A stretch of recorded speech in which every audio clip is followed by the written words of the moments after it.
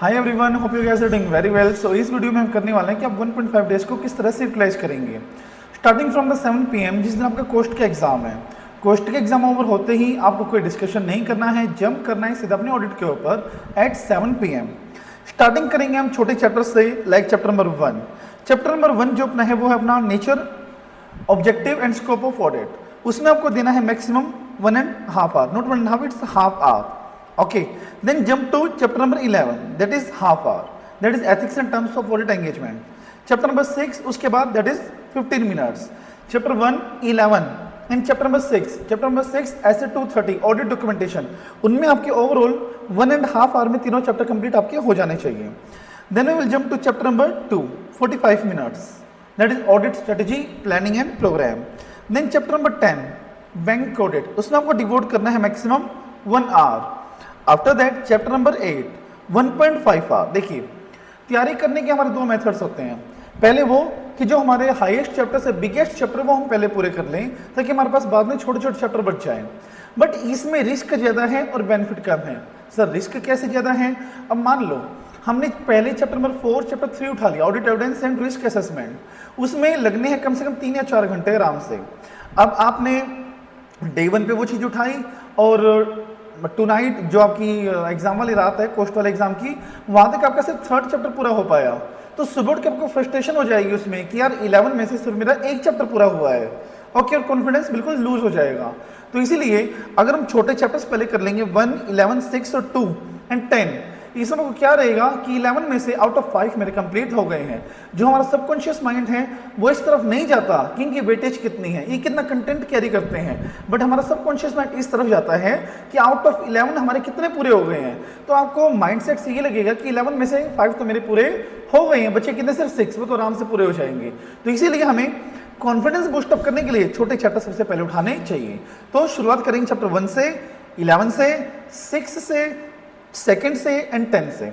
उसके बाद chapter number 8 जिसमें आपको 1.5 आवर डिवोट करने हैं।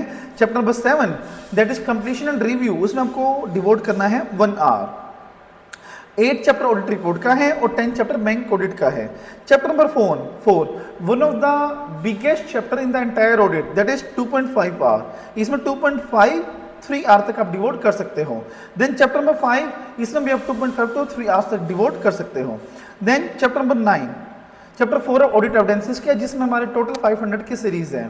Chapter 5 audit of item of financial statements and then chapter number 9 audit of different type of entities 2 hours only and chapter number 3 that is 2.5 hours.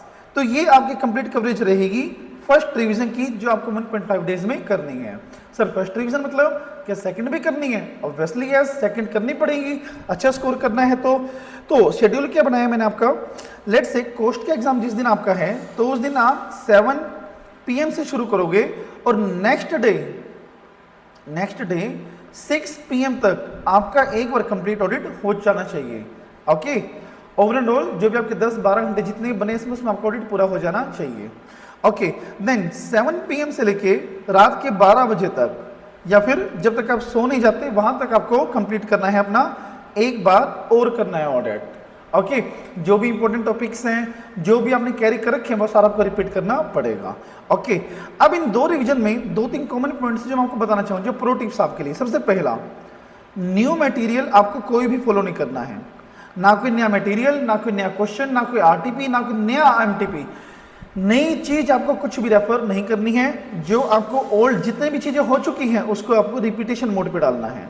Okay, bar bar repeat करना, repeat बार बार repeat करना है आपको उसमें। Okay, then second चीज मैं आपको कहना चाहूंगा कि जब भी आप सेकंड रिवीजन पूरी करो या फर्स्ट रिवीजन आप कंप्लीट करो, जो भी डिफिकल्ट पॉइंट्स हैं आप उनको पेज फोल्ड कर लो या उनके फ्लैगिंग कर लो और उन फ्लैगिंग को आप देख के जाओगे अर्ली मॉर्निंग जिस दिन आपका ऑडिट का एग्जाम है।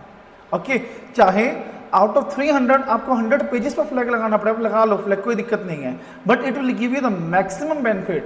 ओके, मैं श्योरिटी के साथ कह सकता हूँ ये, क्योंकि लास्ट डे पे आपको पूरा ऑडिट आ चुका होगा। आपको दिक्कत कहाँ पे आ रही होगी, जो आपको डिफिकल्ट लगते हैं और डिफिकल्ट को ढूंढने में आपको काफी टाइम लग जाएगा। तो इट्स बेटर या तो हम पेज फोल्ड कर ले या उनके ऊपर हम फ्लैगिंग कर लें। तो ये दोनों बेस्ट मेथड्स होते हैं किसी चीज को रिवाइज करने के। ओके, सो ये था इस वीडियो का कंटेंट कि आपको किस तरह से ऑडिट कंप्लीट करना है 1.5 डेज में।